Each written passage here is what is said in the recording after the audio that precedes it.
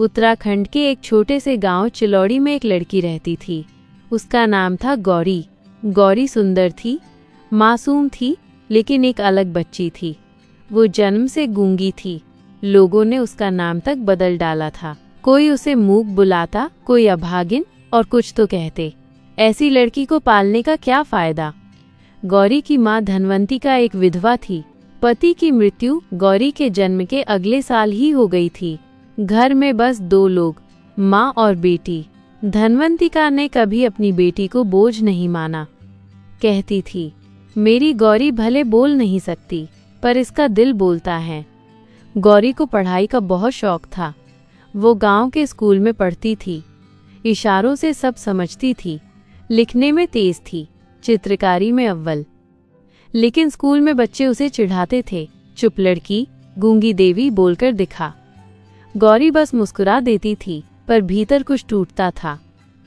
एक दिन स्कूल की शिक्षिका मीनाक्षी मैडम ने नोटिस किया कि गौरी कागज पर कुछ असाधारण चित्र बनाती है, जैसे किसी को गले लगाना या आंखों से गिरते आंसू। मैडम ने कहा, इस बच्ची में कुछ अलग है, इसे पंख दो, ये उड़ जाएगी। जिला स्तर पर एक चित्रकला प्रतियोगिता हुई। मीनाक्षी मैडम ने गौरी को उसमें भेजा।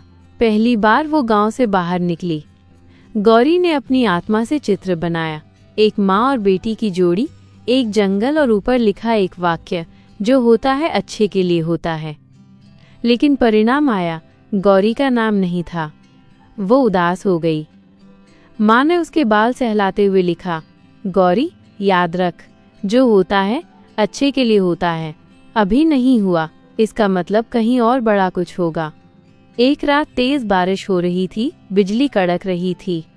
गौरी और माँ सो रही थी, तभी घर की छत का एक हिस्सा गिर पड़ा।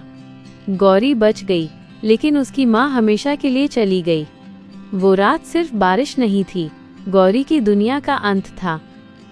गांव वालों ने मदद की, पर फिर वही ताने, वही सवाल। अब ये गूंगी लड़की अकेली कैसे जिएगी।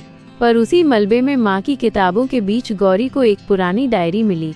उसमें माँ ने लिखा था, मेरी गौरी एक दिन इस गांव की सबसे बड़ी कलाकार बनेगी। जो अब तक उसके साथ हुआ, वो उसे बड़ा बनाने के लिए ही हुआ। गौरी ने उस दिन अपने आंसुओं से कसम खाई, अब मेरी चुप्पी मेरी ताकत बनेगी। गौरी ने गांव छोड़ दिया, देहरादून आई। वहां उसने एक एनजीओ में सफाई कर्मचारी की नौकरी की। बदले में रहने की जगह मिल गई। दिन में वो काम करती, रात को पुराने अखबारों से स्केच बनाती। उसकी कला में अब भावनाओं की आग थी। एक दिन एनजीओ में एक आर्ट गैलरी संचालक नमिता वर्मा आईं। उन्होंने गौरी के स्केच देखे और चौंक गईं। ये तो प्रोफेशनल से भी ऊपर हैं। किसने बनाए? जब पता चला कि एक मूक लड़की ने बनाए हैं, तो वो अवाक रह गईं। नमिता वर्मा ने गौरी को दिल्ली ले जाकर एक प्रदर्शनी में शामिल कराया। गौरी का नाम पहली बार एक फ्रेम में चमका, गौरी द साइलेंट आर्टिस्ट। लोग आए, तारीफें मिली, अखबारों में छपा, लेकिन बिक्री शून्य। एक बार फिर दिल टूटा, पर अब गौरी समझ चुकी थी, अभी नहीं बिके, कोई बात नहीं, वक्त आएगा। 3 साल बीते, गौरी अब एक नाम बन चुकी थी, मूक कलाकार जिसने आवाज के बिना दुनिया को रुला दिया। फिर एक दिन उसके जीवन का सबसे बड़ा मोड़ आया। लंदन की एक आर्ट यूनिवर्सिटी ने उसे स्कॉलरशिप दी।